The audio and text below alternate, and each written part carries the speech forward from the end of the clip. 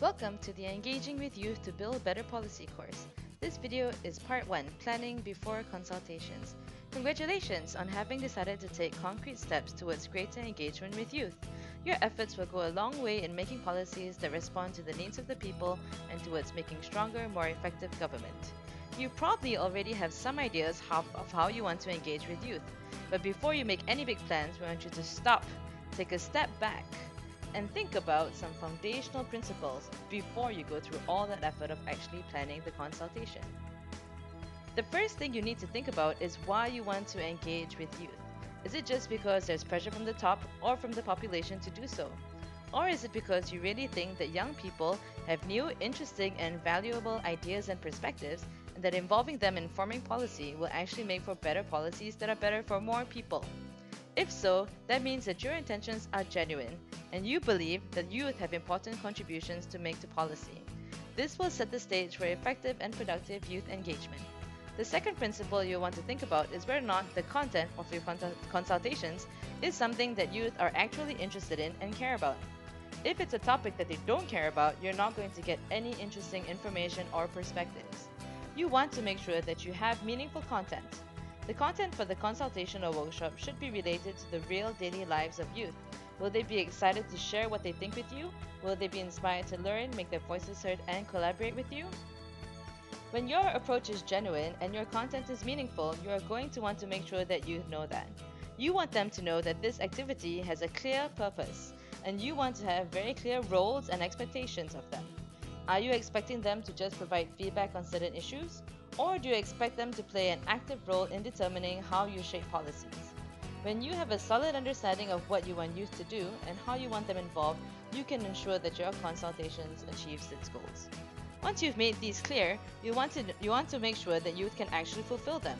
If you're getting a diverse set of youth participants, you'll find that some will already have the skills they need to engage productively and some others won't. These youth may feel overwhelmed and will disengage from the participation process. This is why you need to give people the skills they need to participate.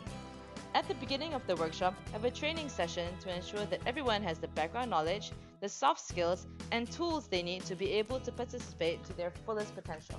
And guess what? This means preparing adults too. Many adults are not used to working with youth, and it may also take some training and encouragement before they are able to engage productively with youth and to value their contributions.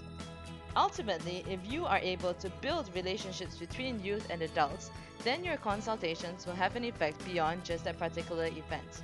When youth and adults are able to connect and work together, you are paving the way for policies and government that are truly able to meet the needs of the entire population. In your workshops and consultations, build in some time for the youth and adults to get to know each other in an informal way and to interact with people they normally wouldn't hang out with. Speaking of youth and adults, you're also going to need to find your people. Who are the people who are going to make sure that your youth engagement activity is a success? First, you're going to need the people who are driving the effort towards championing youth engagement. Have your ministry form a youth engagement steering committee.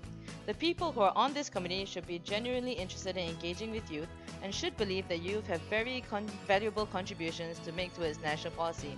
In fact, you should be on this committee. Once the steering committee has a clear purpose for engaging with youth, you will need to find the people who will be helping you with the on-the-ground work. In terms of facilitators, think about employing both adults and youth to work together to make the engagement activity a success. Adult facilitators who have experience working with youth or building youth engagement programs and activities will know how to engage with youth and will have an idea of what training young people need in order to engage productively. Another great way to promote youth participation is to engage them as facilitators for your consultation activities.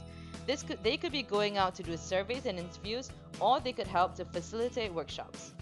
Having youth facilitators is an interesting approach because you'll find that youth are often more comfortable talking to and opening up to other youth. But if you're having youth facilitators, don't forget that you have to invest some additional resources to properly train them to carry out their facilitation duties. Now that you have a solid team that's ready to run your youth engagement activities, you're going to need some youth participants. The most important thing to remember is that in order to ensure that you're hearing from all the different youths in your society, you're going to need to recruit diverse youth participants. You want to make sure that you recruit youth of different genders, ethnic groups, religions, socioeconomic status, and geographical locations.